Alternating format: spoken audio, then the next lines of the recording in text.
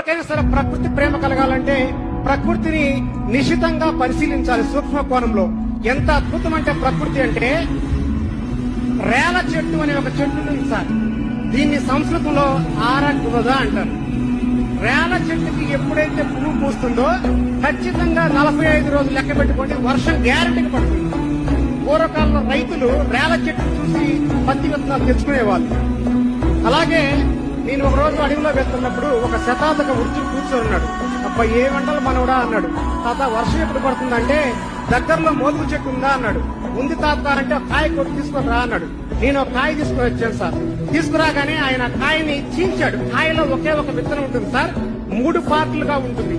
ఆయన చీల్చి ఖచ్చితంగా వర్షం 15 రోజుల్లో పడింది అన్నాడు. ఖచ్చితంగా 15 రోజుల్లో వర్షం పడింది సార్.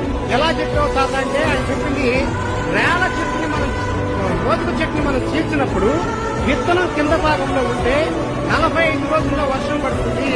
విత్తనం మధ్య భాగంలో ఉంటే 30 రోజుల్లో వర్షం పడుతుంది.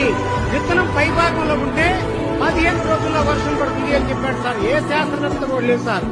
అలాంటి ఎంతో మంది వృద్ధులు చనిపోయారు సార్. ఒక వృద్ధుడు చనిపోతే ఒక లైబ్రరీ కాలిపోయినట్టే. మన వృద్ధుల్ని గౌరవించుకోవాలి. అలాంటి గ్రామీణ జ్ఞానాన్ని మనం సేకరించుకోవాలి సార్.